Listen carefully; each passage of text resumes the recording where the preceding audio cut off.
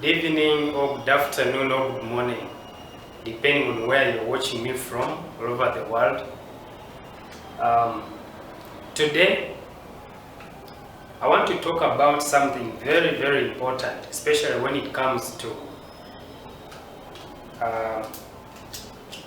fire safety. It is important to know that for a fire to occur, just like in our previous video, there must be something burning. Maybe there are some people that actually don't know that some things burn. So that's why it is important for us to analyze what are some of these things that have the ability to catch fire, which we called fuel or combustible materials in our previous video. If you have watched it, if you have not watched it, please, you can search for fire and its elements and you'll be able to watch that video. So today we are talking about fuel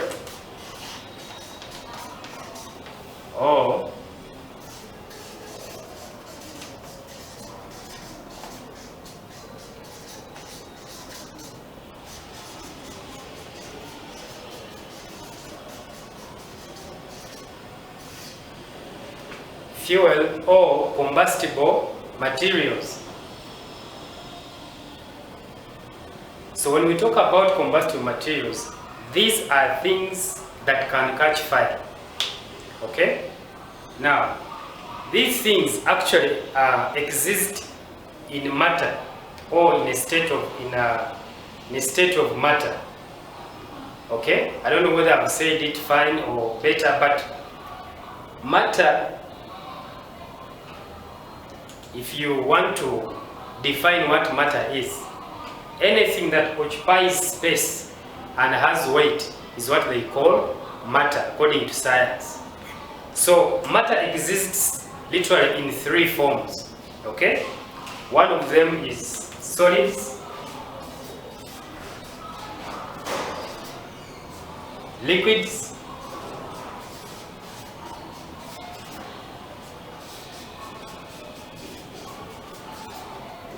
and gases. I'm sorry if some of my people in the audience really do not like science. Some people are not good at science, and so when you begin going deep into these details, sometimes they can even close the video. Please don't, because you see, when you are talking about the fire, you're actually into science itself. So it is important that you get to know some of these things.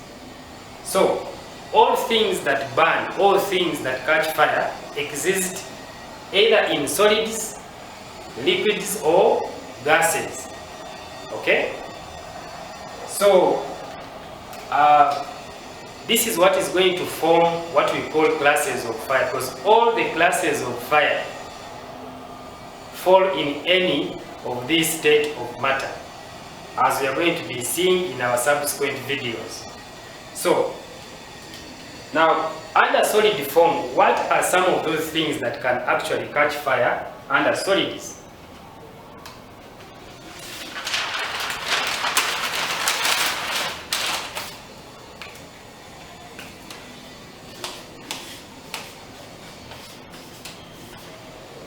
So under solids, these are ordinary materials in our day-to-day life that can actually catch fire. For example, wood, paper,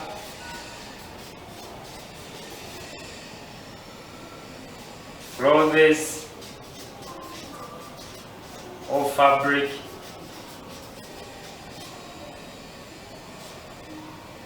maybe mattresses,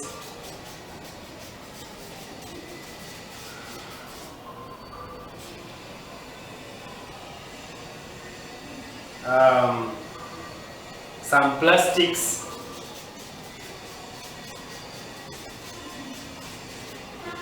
etc, etc. These are very common things in our daily lives. and they form almost 90% to the fires that the fire and rescue services responds to. All over the world, these type of fires form the majority of the fires. Okay? So they all fall under the solid part. So if fire begins and this fire has gotten any of these elements here, you get to know that it is in solid form. And as we are going to be seeing, such kind of fires form what we call class A type of fire. So another example is the liquids.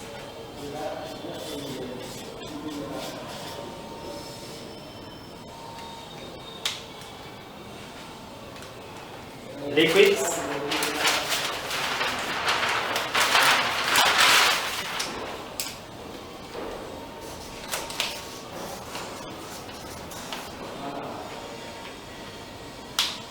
What are some of the liquids that can catch fire? We divide them into two. There are those which are miscible liquids,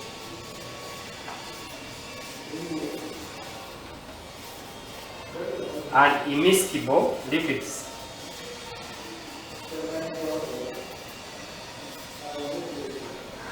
So those that studied some bit of chemistry, you know the difference between miscible and immiscible liquids. Okay? Yeah. So miscible liquids are those liquids that can easily mix with water to form a uniform solution. Or you can say these are liquids that are soluble with water. Okay? Now, immiscible liquids, those are liquids that cannot mix with water to form a uniform solution. You can also say they are insoluble liquids. Okay? Now, examples of miscible liquids. We have alcohol. Okay, this is one of them. Spirits. Okay, alcohols. Say alcohols. Alcohols, spirits. Okay.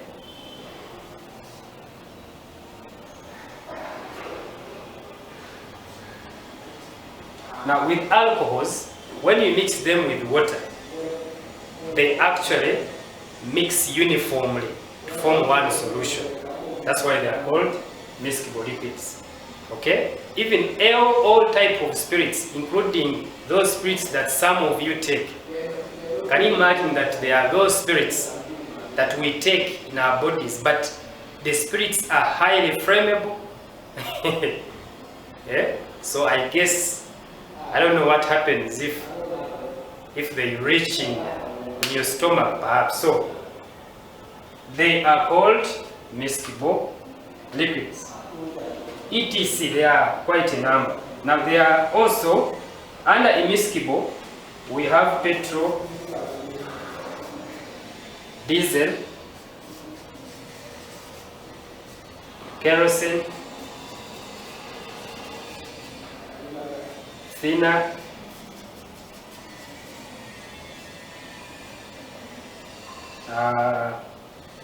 etc. So these are flammable. All these categories fall under what we call flammable what? Flammable liquids. Or those items that can burn but under liquid form. Okay? Now there is the other category called the easily liquefiable solids.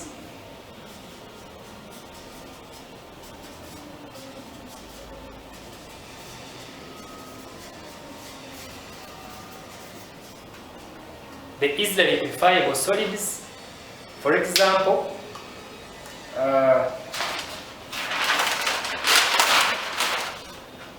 one of the major examples of easily liquefiable solids is what we call tart. Okay? Now, these ones appear in solid format, okay, or in a state of in a solid state.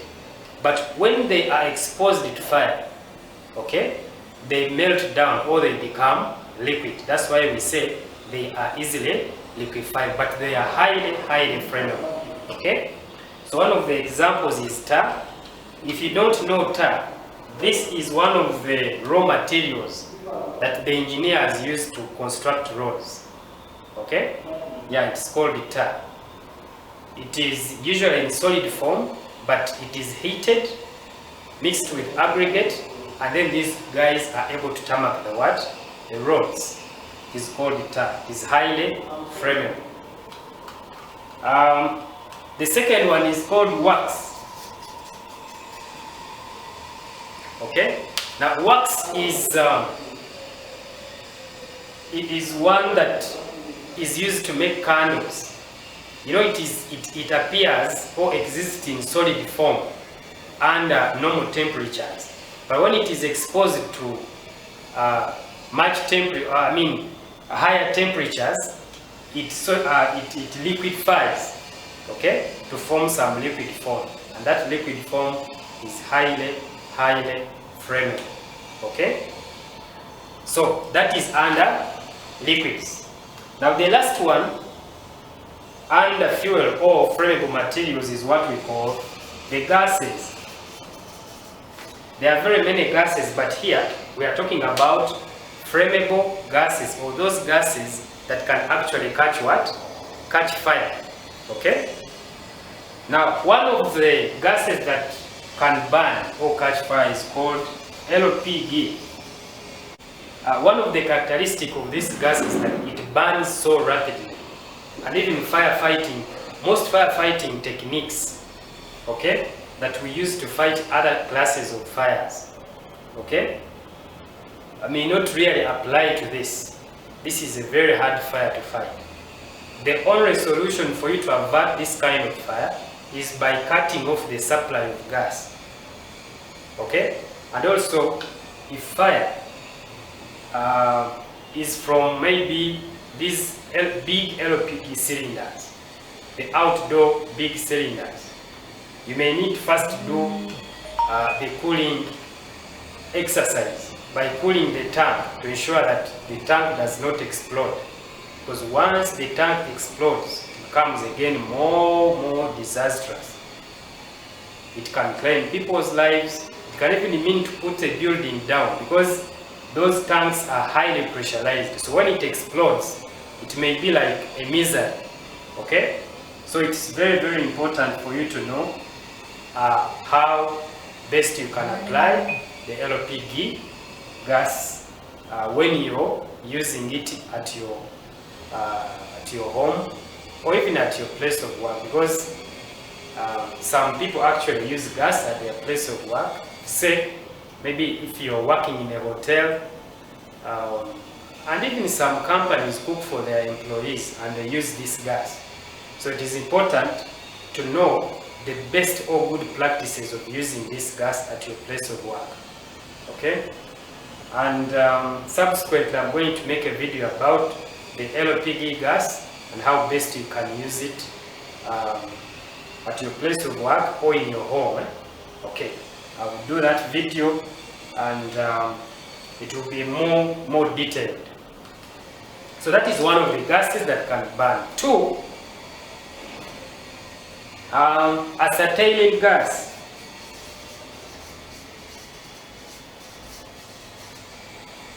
This is the gas which is commonly used for welding works. Yeah, those guys that do hot works use acetylene gas to perform their duties. Yeah, this gas really does a lot of good job, but if mismanaged, this gas can actually cause a fire, and which fire can be so big to fight. So it is important for you to know how to use it so that it doesn't cause a fire. So there are other gases, okay, ammonia, natural gas, etc. But these two are the common gases that are used in our day-to-day lives. LPG, which we use so much for cooking, and then acetylene gas, which is so much common in welding works, and even up in workshops. Not only is it used for welding works, but also in all these other workshops and industries and factories. This gas is used to fixing, burning metals, etc. etc. Okay, so when we talk about combustible materials, this is exactly what we mean. We are talking about the solids, we are talking about the liquids, we are talking about the gases which can actually burn and catch fire. So if you know that you have any of these gases in your home or at your place of work, make sure you take precaution when you're using them, okay? And also, if you know you are an engineer and then you're working maybe in roadworks, okay? And what you do, in what you do, let me say, part of your duties involve using tar. Make sure you take precaution. There's a site that we responded to some years back, and this kind of material, tar, had caught fire. Okay? And it was really hard to fight it because it was in the middle of houses. But finally, the fire was put off. So it is important that when you're working with it, you know how to take precaution. Okay? So, thank you so much for watching me once again. That was it about the combustible materials, or the frame, the fuel, those items that can catch fire. I'm sure now you know what can actually catch fire. I'm going to be making details of all this in other subsequent videos. I'm sure you'll learn a lot. Okay, so thank you so much for your attention. Please subscribe to this channel because most of these videos are going to be coming up, and they are important because they can help you to avert some of these tragedies. So subscribe, like, and share this video to your friends, to your loved ones, okay, to your workmates, okay. Talk about a friend about it, let them look for this video and watch it, okay. So thank you so much, and may God bless you.